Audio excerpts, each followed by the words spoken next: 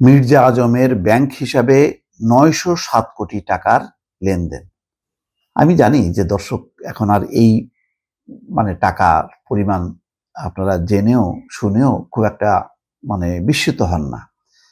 কেননা যে পরিমাণ হাজার হাজার কোটি টাকার হিসাব নিকাশ এবং কত মাফিয়া শেখ হাসিনার, কত দুর্বৃত্ত, কত ডাকাত, কত মহাচর পয়দা করছে তার কোনো শেষ নেই।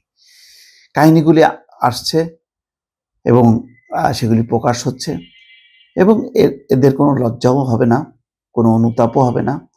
কেউ বলবে না যে না এটা কি ধরনের কথা। মানুষও আস্তে আস্তে হজম করতে শুরু করছে শত শত কোটি টাকা, হাজার হাজার কোটি টাকার দুর্নীতি লোপাটের কাহিনী।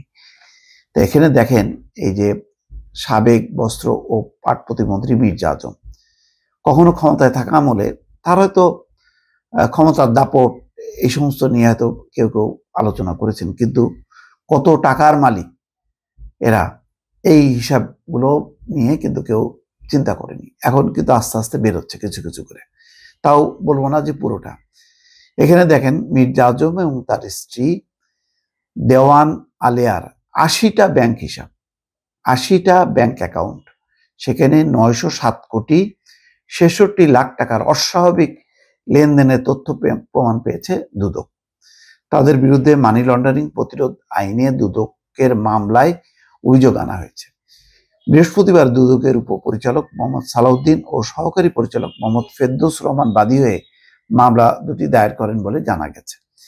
অনুসন্ধান প্রতিবেদনের সূত্র বলছে, মির্জা আজমের নিজ নামে ও তার স্বার্থ সংশ্লিষ্ট বিভিন্ন প্রতিষ্ঠানের নামে বিভিন্ন ব্যাংকে পরিচালিত ২৪টি ব্যাংক হিসাবে চলতি বছরের অক্টোবর পর্যন্ত মোট ৩৯০ কোটি ৮১ লাখ ৬৯ হাজার ৩৭৯ টাকা জমা হওয়ার সন্দেহভাজন তথ্য পাওয়া যায়, যার মধ্যে ৩৮৯ কোটি ৭১ লাখ ৫৭ হাজার ৪৬৬ টাকা তিনি তুলে ফেলেছেন। এর মধ্যে প্রায় ৪০০ কোটি টাকা তুলে ফেলল।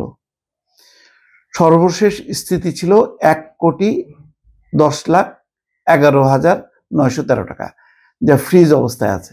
তার মানে সব টাকাই উঠে নিছে, এখন ১ কোটি টাকার মতন আছে,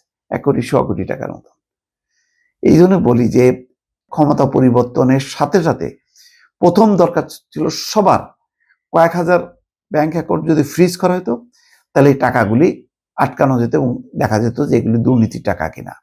দুর্নীতির টাকা হলে রাষ্ট্রের অনুকূলে চলে আসতো, আর বাকি টাকাটা যদি প্রমাণ হতো যে না এটা বৈধ টাকা, সেটা যার টাকা সে পেত। এখন কি হলো? এখন সব টাকা তারা উঠায় নিছে।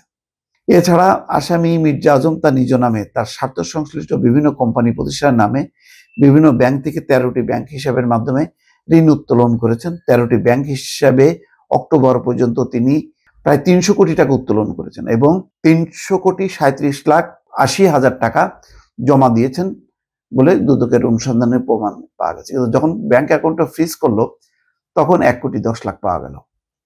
আসলে এইসব টাকা বের হয়ে গেল, এগুলি কখনো আর পাওয়া যাবে না, এটা হলো বাস্তব।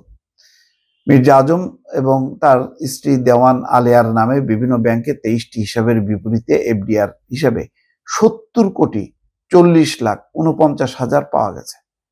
৭০ কোটি টাকা এফডিআর। দর্শক বুঝতে পারেন যে এরা কি পরিমাণ রাজনৈতিক মাফিয়া, রাজনৈতিক দুর্বৃত্ত। না হলে একজন রাজনীতিবিদ, যার পদ পদবী, যিনি ব্যবসায়ী না, যার পরিচয় রাজনীতি, এত টাকা আসে কোথা থেকে?